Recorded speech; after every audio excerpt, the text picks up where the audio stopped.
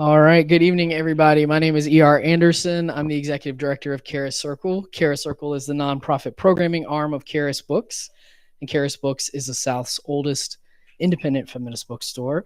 We're turning 50 in like 9 days. We're really excited. Thank you. Um, we can't believe it, really, but we're really glad to be just continue to breathe that into existence, and then we'll believe it when it's actually here. But we have a whole week of events coming up November 2nd through November 9th. There's also an election in the middle of there, but we're going to try and keep you focused on positive things throughout that whole week. And we'd love for you to hang out with us. We are here tonight to celebrate a very special book by a very special person.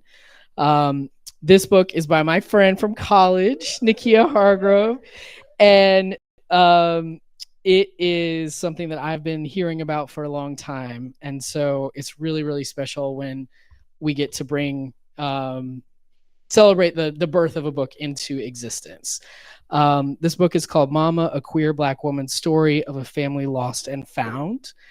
And I'm just very honored. Nikkya is also now a bookseller, a bookstore creator and owner. So that is another special path that she's on. Yes. Um, and when I thought about who I knew who would be a good conversation partner for this, I thought immediately of Zahra. Zahra is another amazing Atlanta activist who creates found family wherever she goes. And we have asked Zahra to be a reader and conversation partner for this book because Zahra just builds magical things wherever they go. So thank you, Zahra, for being here. Yeah. So I'll read your official bio. So Zahra conjures enthusiasm for life by practicing pleasure and play, living simply and working hard via labor and manifestation. Being a parent, organizer, creator, and adventurer are a few roles that allow her to explore the depths of life and community. As a visionary, project starting, community weaving, over-loving outdoor junkie, she utilizes experience in space curation, outdoor adventure, land-based work, wellness rituals as the root of her community organizing efforts to enhance the quality of life among Black folk. Her work centers Black women, children, and queer folks and meets at the intersection of justice, healing, equity of life, quality of life, and Black liberation. Zahra is the principal consultant at Blue and Green Consulting, co-founder of Red, Bike, and Green Atlanta and Black Freedom Outfitters, both entities centering Black joy in the outdoors. She is also on the leadership team for Radical Adventure Riders and a co-founder of the Untokening and the Anna Julia Learning and Liberation Center. There's much more to say about Zahra, but no, I know you're like, man, you got it. But I think it's good practice to listen to all your accomplishments because you worked hard. And Nikkya Hargrove is a graduate of Bard College and currently serves as a member of the school's Board of Governors and chair of the Alumni Diversity Committee. A Lambda Literary Nonfiction Fellow, she has written about adoption, marriage, motherhood, and the prison system for the Washington Post, The Guardian, The New York Times, Scary Mommy, and Shondaland. She has worked for social impact nonprofits, providing support to underserved communities throughout her professional career. And she lives in Connecticut with her wife and 3 children. So we will have an opportunity for folks watching at home and physically here with us to ask questions. But for now, kick back, put your hands together, and let's listen to Nikkya and Zahra. Thank you, and good evening, everybody. It is such a pleasure to be here. I first want to say thank you for this offering of Mama. Such a moving read, one with great courage, vulnerability, self-awareness, love. And what I love most is that it is a story we don't often hear about. A Black queer mama story. That's a win. So thank you for that. And I think we would like to have you start with reading from your book. I will. Thank you everyone for coming out. So I am reading a portion of chapter 4, which is Jonathan and I's first night home from the hospital. On our first night home from the hospital, I had no idea what to expect. Lady helped me, of course, showing me how to open the tiny flaps of a newborn baby's diaper and how to avoid confusing the front with the back. She pointed out where the blue line would appear in the diaper, indicating Jonathan had peed, told me the sure sign of a bowel movement would be the smell. I needed all five of my senses on duty. As we sat side by side in her dimly lit kitchen, she taught me how to prepare Jonathan's bottle. With each movement, I heard the white linoleum floor creak beneath our feet. Her instructions were given quickly, in keeping with the bluntness of her personality, and her words came through with the confidence of a mother who done all of this many, many times. If he wakes up at night, make sure you don't put him in the bed with you. Make sure you don't put his diaper on too tight. You cannot sleep deeply because you won't hear him cry. Those first few nights, Jonathan didn't need much more than someone he could count on to feed him, bathe him, clothe him, and keep him safe. My confidence grew with each passing day, while my role in his life went from caregiver to something more. I knew how to attend to his basic needs, but inside, I was conflicted about allowing myself to fully feel like his mother, because his biological mother was very much alive. Even before he'd been released from the hospital, everything in his short life was already complicated. Child Protective Services, my family, everyone had an opinion about who this tiny baby boy should live with, including me. I wanted him, but nothing about his future could be settled permanently until a decision by CPS about whether my mother could be sober and prove herself capable. So, really, at least for now, he legally belonged to the state, even if it was temporary, I hoped. My grandmother had been especially clear that she did not want me to have the burden of raising my mother's child. Nanny knew the sacrifices I'd need to make. She'd made the same for me. She'd stayed up late with me, comforting me when I couldn't breathe. She'd provided for me even when she didn't have the money. She'd used credit cards so I would not go without. My grandparents treated me as if they'd birthed me into this world, sacrificing for me and my needs and forgoing their own. Nanny had turned her home into our home. She'd done the same for my siblings, Danny and Sierra, through elementary school before they both went to live with Shishi and her husband, Steve. As soon as Jonathan was born, my grandmother had begun calling family members across the United States, begging them to take him in and keep him out of foster care. I cannot raise another one of her kids, I overheard her saying on the phone. I'm getting too old to run after a baby. I didn't interfere with the calls and requests, but I already made plans to fight for Jonathan. I didn't think my mother could mother anyone, but I was still hopeful that I was wrong and thought that maybe, together, we would raise Jonathan. Lady had temporarily rescued Danny and Sierra. Danny lived with Lady when CPS took him away from our mother at his birth. When he was still only months old, my mother took him back. Danny's birth had come at the height of my mother's drug addiction and drug dealing. Placing him in her care was a risk, but she wanted him. The story, as Aunt Lady shared with me a few times, was that one day she went to visit my mother on the Indian reservation where she lived with Danny and Danny's father. When Lady entered the house, she saw my mother asleep on the couch and Danny, now crawling at about 6 months old, moving quickly toward the open basement door, seconds away from tumbling headfirst down a flight of stairs. Lady shook my mother hard, waking her from a deep sleep, and yelled at her about how careless and irresponsible she was. Lady took Danny from her that very day. After about 3 months of once again living with Lady, Danny moved in with Nanny, Poppy, and me in Pennsylvania, the place we then called home. Thankfully, he'd not spent any time in a foster home or with a foster parent. Unlike my own relatively stable childhood with my grandparents, my brothers and sisters' lives resembled a game of tag, no one wanting to truly take responsibility for them, like their very existence was an inconvenience. I didn't want Jonathan to be anybody's inconvenience. I wanted him to know he could always be with me. Parenthood, to me, was about being that constant in the life of a kid, and I was willing to fully commit to Jonathan. Because Lady had experience in this land of raising a newborn, foreign to me, and because she spoke the language and could communicate in ways that I could not, she agreed to deal with the unrelenting back and forth with CPS, which had the ultimate decision making authority. Reunification, in the agency's eyes, was the end goal, even though the employees there were all well aware of my mother's history. Lady gave me a bedroom in her newly renovated basement apartment, the same room my mother occupied before she relapsed. With its shiny floors, thin walls, fluorescent lights, and ceiling tiles that easily popped out with the slightest push, the space always felt cold and uncomfortable to me. In the living room area, there was an oversized black leather couch flush with the wall, leaving little room to walk to the adjacent bedrooms. But I was grateful for our temporary home.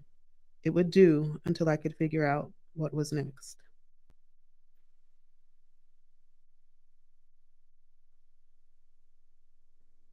Can you tell us how old you were when you first took Jonathan home? And this context is very important.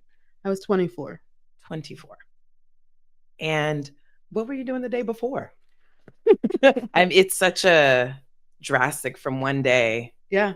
to the next. Yeah. And I think it's important to really name how drastic it is from being who you are with all these plans for life or curiosity for life. And then the next day, literally, things can change. It felt like that. It felt like overnight. So Jonathan was supposed to be born in December.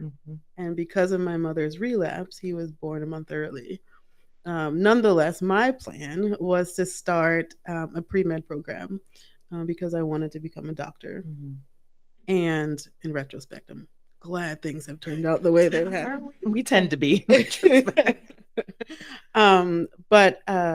that's where I was headed, to Erie, Pennsylvania, and I was start a pre-med program. And the moment he was born, I knew that wasn't going to be my reality. Was it a feeling on the inside? Was it a bunch of logic that came together? Like all of those things, and God. As soon as I got the call that one that she was in labor, and then he was here, there's just this knowing. I mean, I don't know how else to explain it, because it felt like God saying, he is yours. I do know exactly what you're saying. I got a phone call, and it was within that phone call that I also made a very similar decision to take in my two nephews. And it really is something other than yourself making a decision for you. Yeah. It's sort of like lightning, but not really. It felt like something just said, bam, this is it. Yeah. And no regrets. No regrets, but Jonathan's a teenager now. 17. Yeah. Oh, I know it. I got. We can save that for the end. Yeah. In the part that you read, you talked about CPS. You also previously, or you talked about your mother's addiction, which means, and in the book you talked about visiting her a time or two in prison or in jail. So you've had a lot of contact with the court system. And how was that experience for you in your efforts to get custody? And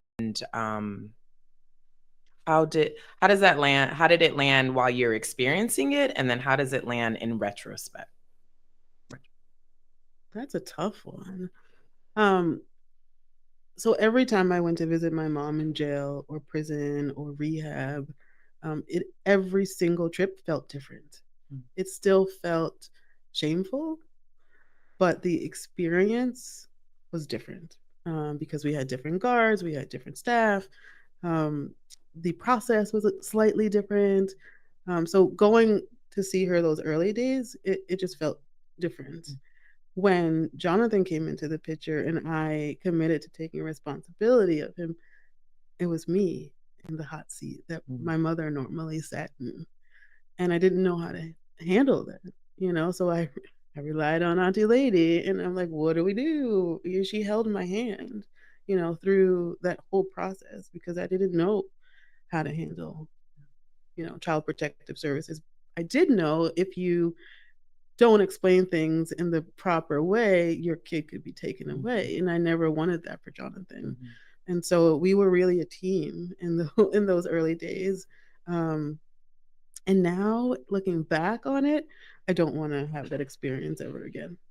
I don't want to go to family court. I don't want to go visit anyone in jail. No. Does it feel like you were criminalized? It does. I mean, I was perceived as, okay, she's going to be here next. Next as in? Next as in, I will fill that jail cell. Or I will fill that rehab room. Or in family court, I will be there pregnant next. And that was hard because on paper I said I graduated from college. I've gotten my degree. I've worked hard, but I was still that uneducated Black woman who didn't finish high school like my mom, and I was lumped into a stereotype that I think still exists. Yeah, very much so. Still exists. So. How do you, while feeling that, while you're going through these processes, how do you soothe yourself or remind yourself that your story is going to be different than how you are being perceived? Because I was a preemie, so I was born a fighter. I was born in March. I was supposed to be born in June. Circumstances around my birth are still unknown. And I've always had that fighter in me. And so I just brushed it off and kept going. And things that might paralyze other folks didn't for me. And I know I'm an anomaly. Like I really am. And I'm embracing that as I get older. It's like there's no space to freeze or to make a mistake in these processes. You have to the best of your ability, just even keep a straight face and emotionally stay intact, because that will be used against your emotions can be used against you. You can't let fear get a hold of you in those situations. You can't.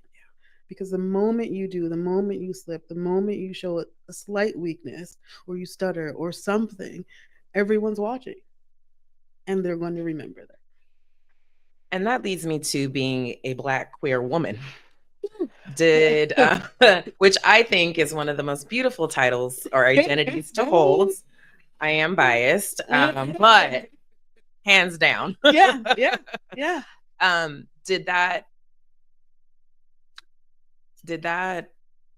did those identities, and even the queer one, because walking around as a Black woman, your queerness isn't always visible, but in the back of your head, you're like, I'm queer and I'm trying to get this baby and I'm trying to get Jonathan, and the courts are involved.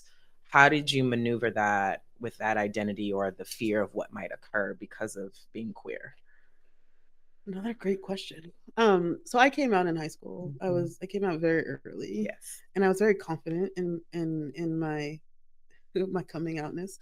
But I always kept my mom's incarceration a secret until I got to college. And so I came out sort of again in college as the daughter of someone who is incarcerated. And so I knew when I committed to Jonathan that eventually, I hoped, okay, let me back up. I hoped that I would find a forever partner. I hoped. And I didn't want that to color whether or not I could actually keep him. When we left the hospital, I was in the process of breaking up with my then girlfriend. And I was sad during the breakup, but it was necessary for Jonathan, not because I was queer, but because she wasn't ready to go all in.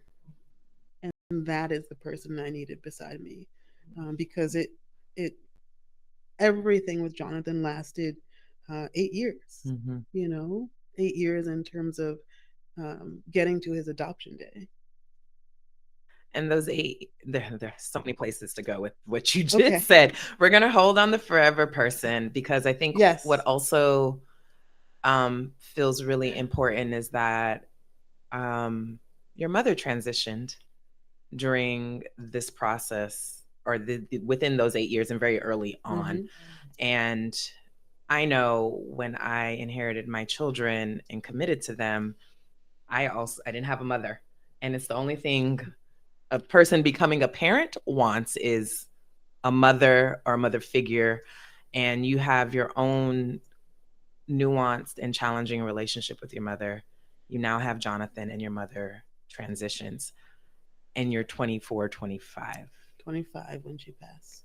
How do you hold yourself, hold the nuance of the relationship you had with your mother, and look forward to caring for Jonathan, who is biologically your brother? Yeah, I did not grieve my mother's passing. I had a lot of, emotions, but anger being a big one. I was angry with her for dying. I was angry with her for relapsing. I was, angry with her for everything she did to my other siblings, and then me. And so I never grieved really the mother that I never had. And then when she physically left, I didn't grieve her death in the way that a daughter would carve out time to really sit with their mother's passing. In part because I couldn't, and in part because I just didn't want to. It was just too much. It was too much to take on. She died when Jonathan was 4 months old. And so he was born in November. By April, we were at her gravesite. And I'm still angry with her. Fair. And I'm still processing the fact that she's not here. Ironically, when we walked in tonight for this talk, Amy Winehouse was playing, and her song Valerie was playing, and my mom's name is Valerie. And so I think it's just a reminder that, she's still rooting for me, and she's loved me. And now I pour all of my love into my kids. My daughter's here, so if she, I have 3 of you, don't worry. And that is how I give of myself. And while I didn't have my mother, I had women in my life who, some of them, like my grandmother, I wanted to call her mom, and she wouldn't let me. And so I've not had the joy I assume my kids have, and calling someone mommy. And in their case, they have 2. So, we've got mom and mama, we've got mommy, we've got all the names and all the titles. And hearing them call me mommy, I wouldn't change it for anything. But the women in my life, so my grandmother, my Aunt Lady, my Aunt Shishi, all of them, taught me about what mothering could look like. They're not queer, but that's not necessary.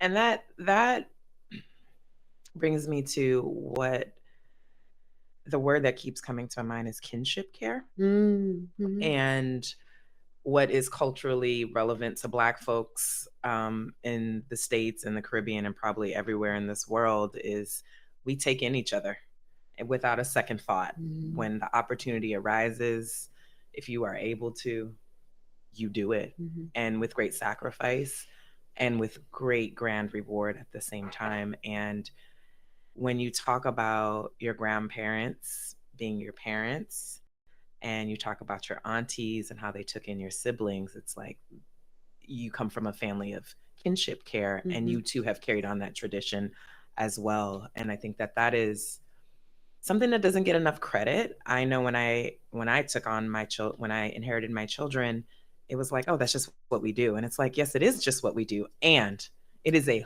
large undertaking, I think, in this particular generation, different from our grandparents' generation, where there were multiple people in the household.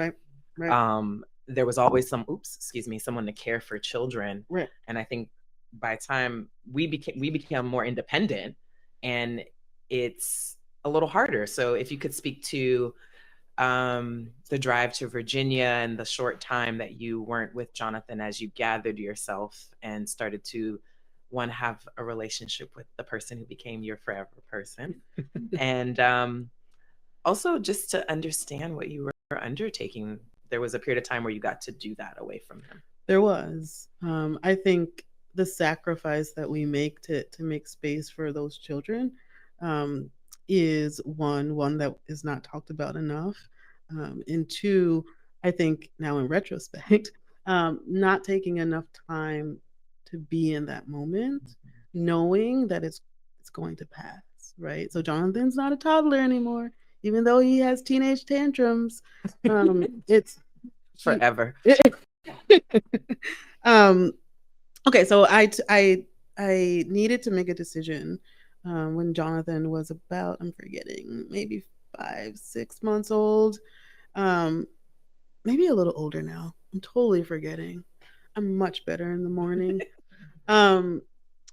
To send him to live with my grandparents for a few months while I figured out my job situation, because I didn't have one when he was born, and then when my mom died, so I had this prolonged unemployment, and I couldn't figure out how to keep him and look for a job and look for a daycare and an apartment. I mean, the list was very long. And so my grandparents, I knew, were a safety net. So I took him by way of my Aunt Shishi to Virginia. And he stayed with my grandparents for a few months until I got my feet on the ground. And so while they were in a completely different state, they were able to keep him safe and parent him the way that I was. And so I knew everything would be okay in that respect. I did not bank on the fact that my grandmother would be like, just leave him here. We'll take care of him. Because he'd been there for a few months with them. And so she'd gotten attached. You know, he was, in fact, the last child of my mother's. And so there was a little bit of my grandmother's stuff going on there. But I surprised myself when I was like, no, I'm coming back to get him. And she was like, okay. They had a hard time seeing me as mom for Jonathan. For many reasons, I think. Though in Black households, we didn't really talk about it. And I regret that. I wish we would have. Yeah. And so, and you're in New York at this time. I was looking for a job in New York City. How do you figure that out? How do you're accepting that Jonathan is away with your grandparents, know he's in good care. You are formally educated, but you're in New York City where it's dog eat dog. It's the grind. It's not easy. And you were coming from Long Island, which was a totally different. Yeah. So like, how do you're figuring out a lot at one time. You know, I tend to do like that at one time, like yeah. Not pick one thing. Yeah. No, just do it all. Go. I mean, just see what sticks, you know? So I had this experience with my hairstylist, and my grandparents gifted me with a day at the salon, and the stylist who did my hair was like, listen, like, you gotta start dating. And I was like, no one's gonna want to date anybody with a kid, or, you know, semi recently having broken up with my girlfriend, like, no. And so, like, by the third time, he was like, listen, just because you're somebody's mama doesn't mean that you don't deserve to be loved. And so I was like, I think he's right. So I logged on dial-up internet at the time. I logged on, and I won't bore you with the whole story, but I met the person who is now my wife, Danushka. One shot, one time. We talked for a month. But you only picked one I only person. picked one person. It don't happen like that, y'all. Yeah. I picked one person, and the funny part is that I did not have money to pay for the subscription. There was subscription There fees back was, in the day. yeah, Okay. yeah. And so all I could do was do the free smile. So I like, That's why the emoji. yeah, You have to read the book to get that. But yes. yes. So now we joke because she's like, you didn't, I paid to talk to you. So we chatted for a month online every day, and then we went on a date. And before we got to our date, she said, I know you have Jonathan. I know it's, hard for you to leave him. Bring him. And I said, no. Who brings a baby on their first date? That I wouldn't want a baby on the first date. But we had a very long date, and we U-hauled. Everybody gets the context, right? Okay. Okay. So for those of you who do not understand, Danushka and I moved in together very quickly. We went on our first date in September, and by Christmas we were living together. And we still live together to this day. Yay! But if you read the book, you'll see that it wasn't easy. And we have constantly needed to lean on our community. We built our queer community, but our families are also our community, and they show up often for us. Beautiful. And I the need to build community. Can you talk a little bit about that? That is external of the nuclear unit, which I think in heteronormative relationships, there's such great emphasis on the nuclear unit, which can go for better or for worse. But when we're talking about the heteronormative family, we never talk about anybody external of that nuclear. But whenever we talk about queer families, it's like, nah, the chosen family is what makes it happen. So can you just speak a little bit about when did you discover that that was needed, and how did you go about doing that? Because I do believe that people considering the variety of ways that queer folks have children don't necessarily often think of like all that it will take to build the necessary infrastructure to support you. And it's vital. I really had to learn to accept help because I like to plan things and I like to do things, and I've proven that I can do them alone. And other people just complicate things. So I really had to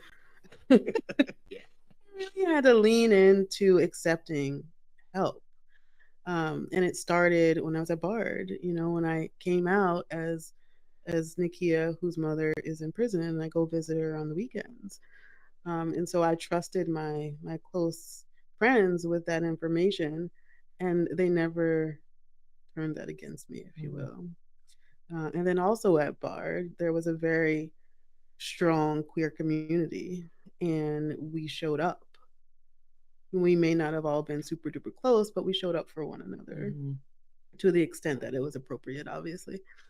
And then when Danushka and I decided to make our family, and Jonathan was our family, it was just the three of us. He had a birthday party. Um, his first in kindergarten. It was his first class party, and we invited his whole class. We were at a park, and we had his favorite pizza, and no one showed up. And my wife is South Asian. She's Sri Lankan, and I'm Black. And so I was like, at first, I was like, maybe it's because we are women of color. And then my wife and I sat down and we tried to pick it apart. As parents, you're like, oh my God, no one came to my kid's party. And that hurts. And so we decided to create a Facebook group. And we wanted families who looked like ours. We wanted two dads, we wanted two moms, we wanted everything in between so that our kid could look around and see other families like his. And that community has come through for us time and time and time again. Jonathan was in kindergarten when we created that Facebook group, and today we are still in contact with all of those families. Um, two dads who are our kids. Um, what shall I call them? That's all. Two dads. Yeah. I don't know. They show up for our kids and will be there in case we pass. You know, another friend who we met back in that Facebook group helped build the bookshelves in my bookstore. You know, and so community matters, and it matters even when you think you don't need it. Which was a very hard lesson for me to learn. But now that I've learned it, I really use it. You lean all the way. Oh, thank you for that. Yeah, one time for community. It's like how I think about the community that I had to build for my children, and I'm like, how many people do with just the nuclear family? Like, why would you do that to begin with? So the title of the book is Mama. Yes. And that might be pretty straightforward to the person who hasn't read the book yet. This is true. But can you give us some insight on how you landed on Mama and the significance of the word and the relationships throughout that? Comes from? So my mother called me Mama, and that was her name. My cousin's here tonight, and she just said she's heard it a time or two. So my mom called me Mama, and that was her term of endearment for me. When I was in trouble, she would call me Nikkya. So until her last breath, I was Mama to her. And that is why I named the book Mama. It's like a tribute to your mother. It is. Yeah. It is. That's beautiful. Yeah. It's nuanced. You said it. Yeah. Yeah. What's a question? Well, first of all, what's your sign? My sign? Yeah. Aries. April? Nope. March. March, Aries? Okay. I don't know much about Aries, so I'm gonna leave that there, but I did want to add. I'm stubborn. That's how you did everything by yourself until right. Yeah. What is a question that actually, let me back up. What was your motivation for the book? So the title honors your mother and yourself in a lot of ways, but how did you come to say this is the book that I want to write? Because you are author more than once. So how did you come to this particular text?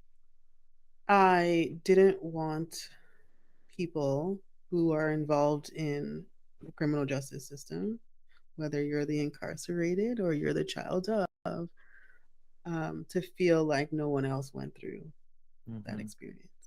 Or someone who's going to family court feeling so alone and so isolated and so, I mean, I could go on and on about the emotions associated with that, but essentially I want people to know that they aren't alone, and that hope, if you hold on to it, can really set you free. And then the last reason I wrote this book in part was for myself, because sharing is a form of freedom. And I could not live my entire life keeping all that is in this book inside of me, because that would just eat away at me in ways that I do not want. So there is great freedom in that. It's beautiful. So you're gonna write a book? I will. I am inspired. I hope. So. I hope very you do. much I want to so. read it. So you found freedom in writing this book. How long did it take, and how do you write that with all the roles that you live in? You're a mother, you're a wife, you're employed somewhere, you're an author already. How does one find a time when you have that kind of responsibility? Yeah, it's not easy. But the idea was born out of my senior thesis at Bard. And I stood in front of, there's like a committee of folks you stand in front of to share your thesis. And one of the professors said to me, you know what, I would pay to read your story. And I never forgot that. And fast forward, I wrote the story, and I wrote it mostly on Saturdays.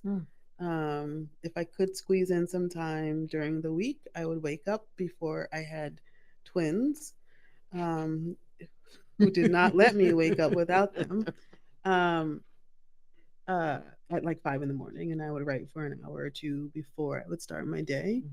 Now my role, uh, the process that my wife and I have worked out is that Saturday is my writing day, and I don't like hang out with the family. I do what I need to do for my writing, and Sunday is her day because she is a pastor. So we don't see each other over the weekend. We try, but we don't. So yeah, that balance sounds unimaginable.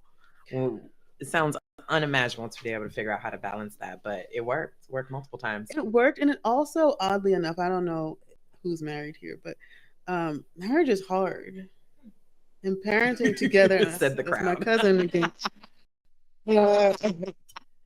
And parenting is hard, especially when you come from two different realities, right? And that's everybody, right? You come together from two different family makeups, whatever that is, and then you try to figure out what you want to keep from your childhood and what you want to make with these children. And so we butt heads a lot in the parenting world. Now I think we're much better. But that break on Saturday for me, and then that break on Sunday for her, has made us better parents. And you bring up a point. So this meshing of values and ideas and how you think you're going to parent, and you didn't even have a chance to think about how you wanted to parent. You just did it. Were in it. Yeah. And then you bring another person in who also is committing to this life that you all are going to raise together. What are tips around people who are coming together and making a decision to like raise children together? And not even tips, but like, what was y'all's processy when you wanted to do something away, she wanted to do something away, and you all had to figure out either which way or a combination of ways to do a thing? How does that work? I think it's a pro and a con. I didn't have to consult anybody. Yeah. It was just me. I could consult community if I wanted to, but in the immediateness of anything, I got to make that decision. And I found a lot of power and freedom in not having to consult someone, and also exhaustion, because it's like thinking through everything, and I'm a verbal processor. So it's like I'm thinking through all these things by myself and making a decision. But you also, I mean, consulting someone can also be hard. Yeah. Yeah. So if my wife were here, she would tell you that I'm a type A personality. You don't say. And that and that all those decisions I make. And so when Jonathan and I, when it was just the two of us, I had this like 2-week thought process of, I can do this alone. I can be a single parent. And by the time he turned like 4, I was like, I could never be a single parent. Like, I just could not. I couldn't. And I shouldn't be, because it's a lot. It's a lot. And I was grateful that I had someone to say, hey, I need a break. Can you be on right now? And for those who are single parents, that's where your community comes in to play. Even when you think you've asked that one friend one too many times to help, do it. All they can say is no, but at least you've tried to find some quiet, if that's what you're looking for. But Danushka and I, we do that. We tag team. Like, now we've got it down. Like, I see that you're getting next level. Why don't you go out for a walk? Or why don't you, we have 2 puppies too. So why don't you take the dogs for a walk? In New York City? No, we don't live in New York. Okay. I grew up on Long Island, and when Right. I met Danushka, and she lived in the Bronx at the time, and I'm not a city girl.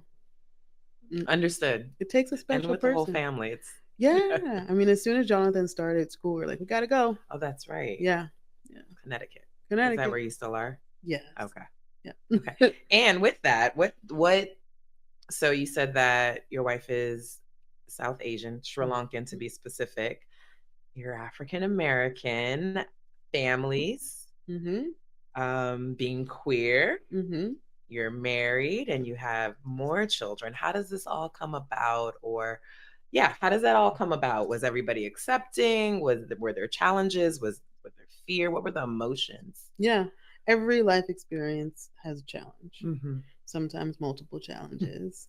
It was a journey.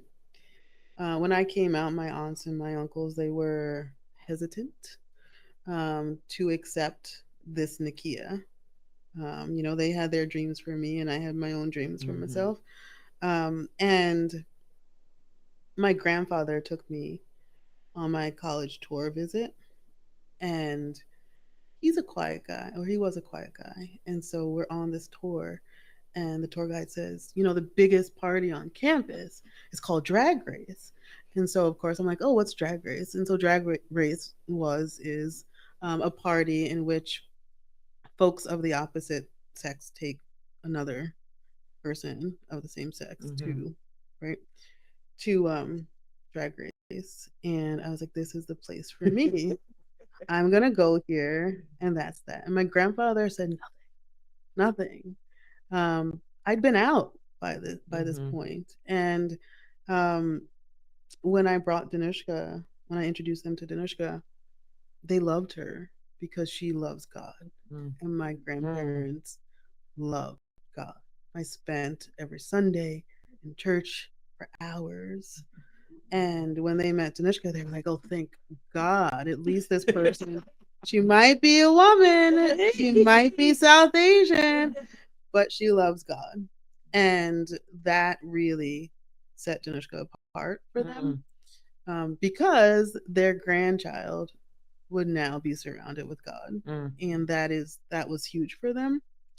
For Danushka's family, meeting me was a surprise to her entire family. I was the first person that Danushka introduced to her family. And it took a minute, but my in-laws love me. And that has been such a gift to be able to work through everything that we work through as Nikkya and Danushka. Nikkya with this, peppery past, and Danushka bringing home a woman for the first time. And now, I mean, we've been married now for like 13 years. Wow. So I have, you know, bonded with the aunties and uncles on the Sri Lankan side, and Danushka's bonded with my family. But we are constantly educating them. Yeah. It's a different kind of coming out, if you will, but it's an education nonetheless. Because my family, they certainly have preconceived notions about who should be raising a Black boy, and who should be parenting. And so we work through those sometimes during the holidays, but we're still a family at the end of the day, and we explain to our kids that biology is not what makes a family. What makes a family? For us, it's love. For us, it is love. And you can have like a mom and a dad and brother and sister, and everyone have a beautiful house and a white picket fence. But if there's no love, what is the point? Yeah. What is the point? What is the point? And so that's how we run a household. We also do a lot of talking. In the book, you spoke of being in therapy, and that being one of the tools you use for your healing journey. Is there did Jonathan and you go to therapy at any point in time together? Was he in therapy by himself? and generally speak, if you don't mind speaking to the healing journey around all the things that you've experienced, but that leads you to a point that you're confident, solid in all of your identities, and raising this Black boy with your wife in the ways that you chose to, with the community you have, and just on solid ground. So being responsible for my own healing and stepping out of what other people thought my healing should look like, namely my family, because I had two parents, so you're okay. You had two parents. Your mom wasn't there, so she didn't affect you.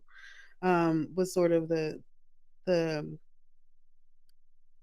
feeling that I got from my family, and some said it outwardly.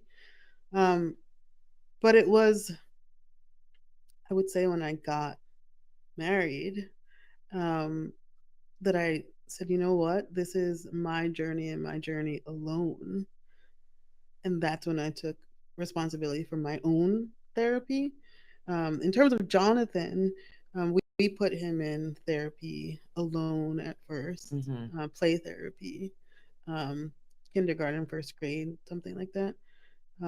And he's been in therapy on and off. And he's currently off of therapy. So am I. I'm off of the therapy train right now, but I think we both will be getting back on. At a certain point, we went to family therapy, and then Danushka and I went to couples therapy.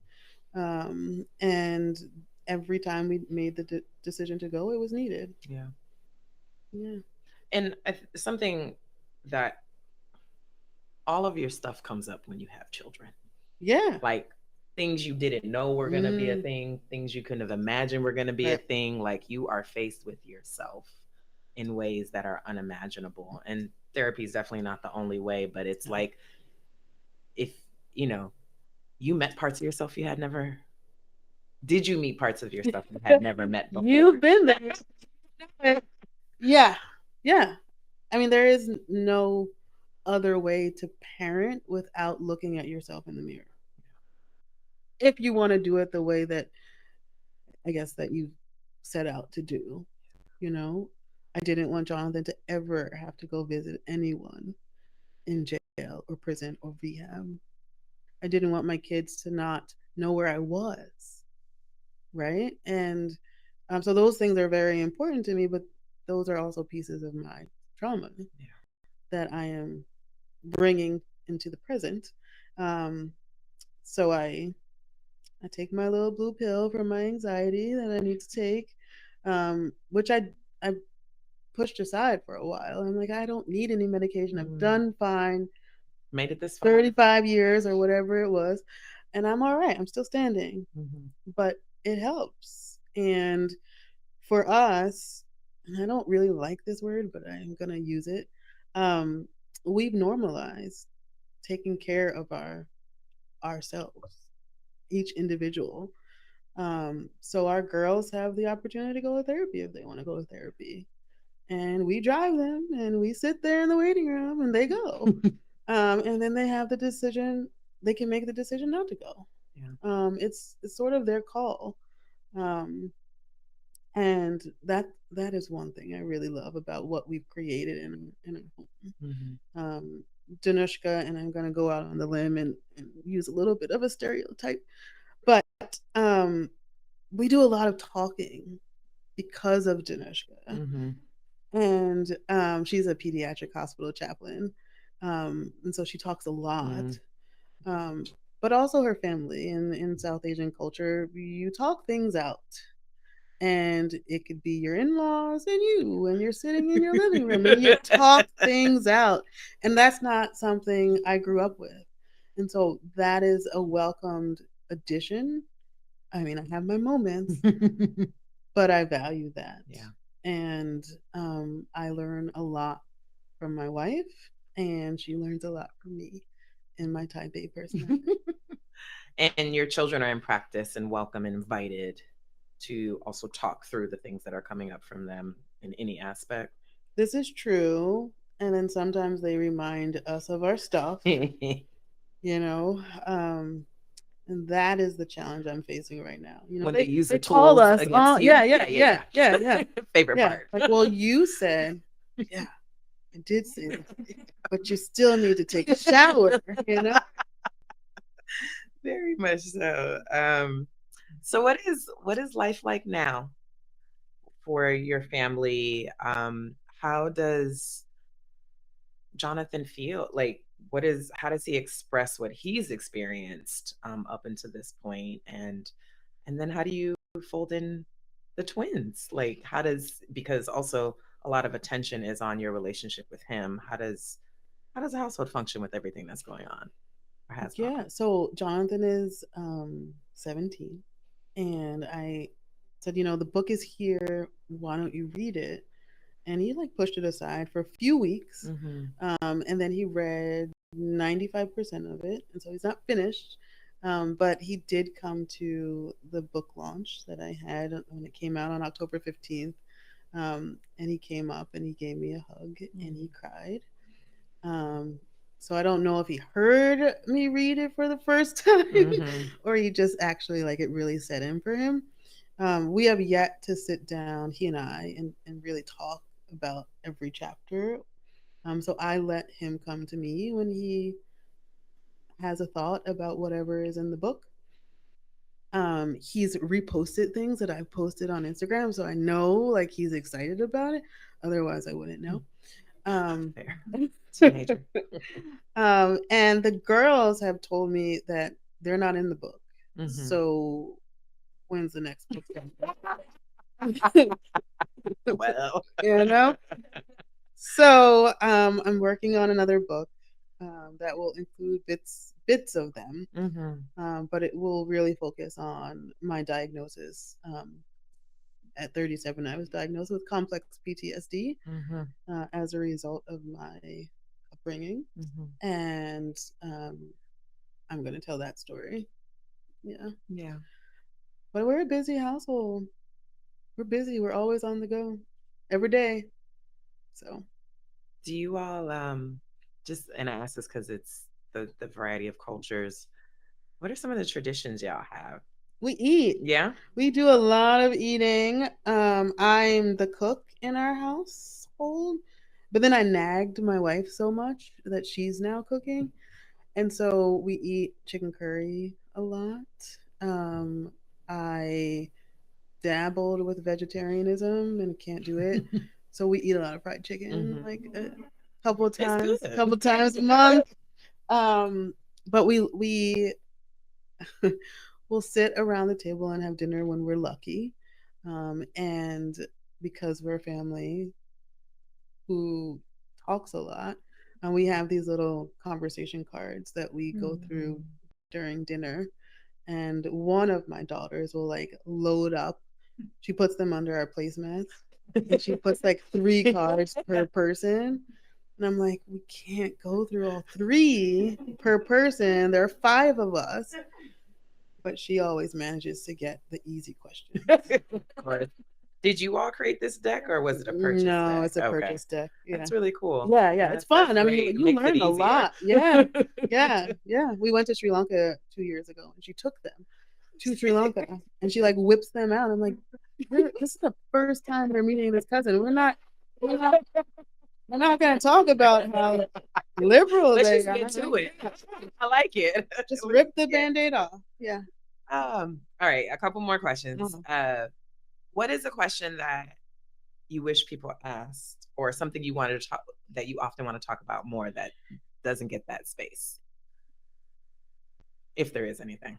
Oh no. Okay, let me think about it. Maybe I'll come back. If I don't forget it, we'll come back. And then when we're all said and done in this space and you're on this book tour going all over the country, what do you want when people go purchase the book from their local bookstores? What do you want people to walk away with? If anything specific, what would that be? So buy the book, read the book, and then if you feel so compelled, give it away so that another person can walk away with what I hope you have walked away with, which is um, you're not alone in this.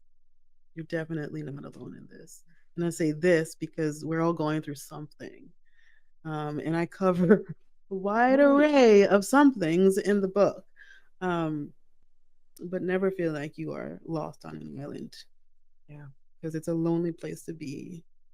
And so, it's the tagline of my bookstore, but we are all connected by the stories that we share. And if we keep them inside, we're in a good place.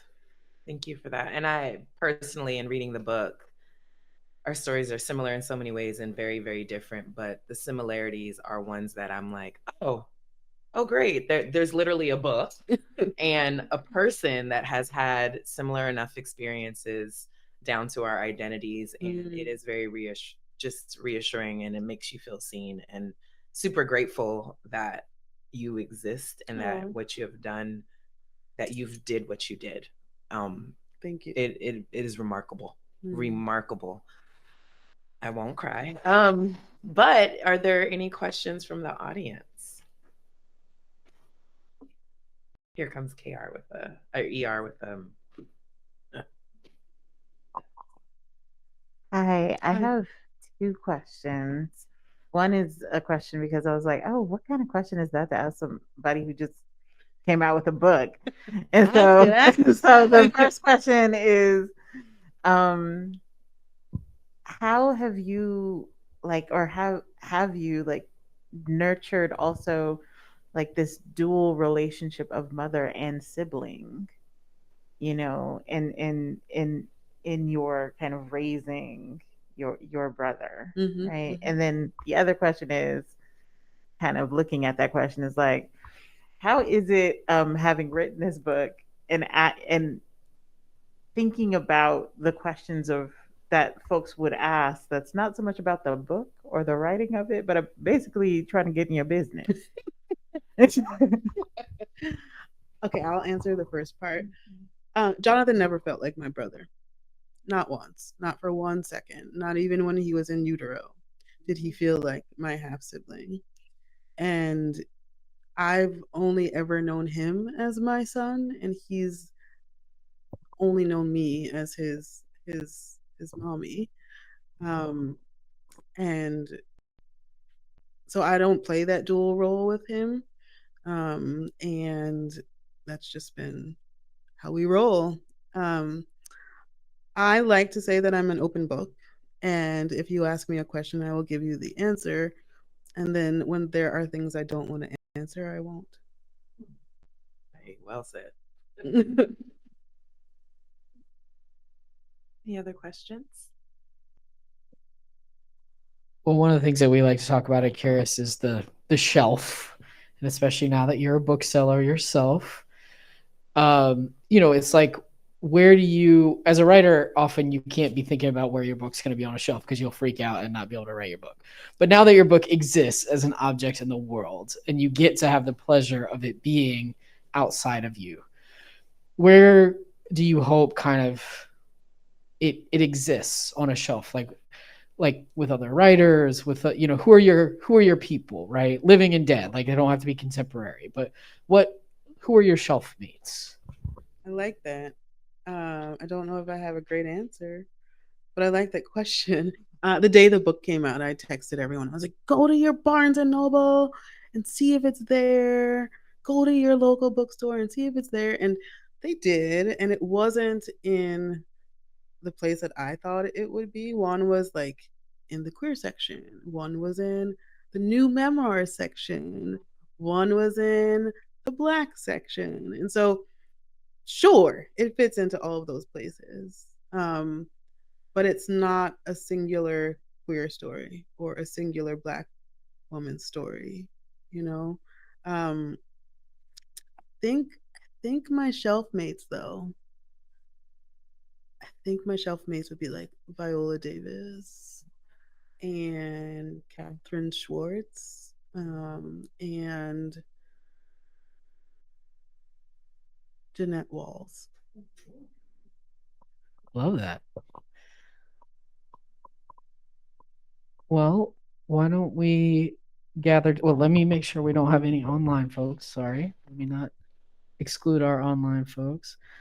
They are with us, but not asking questions. So that's all right. Why don't we take the time to just be together and let folks get their books signed? We have books available for sale up front, so you can buy your book and get it personalized and maybe ask any questions you didn't want to ask publicly. And Nikkya will hang out. I'll bring you Sharpies, so you can just chill right there. So y'all, if you already have your book, you can just come right up and get it signed. But I would love for folks to give one more round of applause for Nikkya and for Zahra.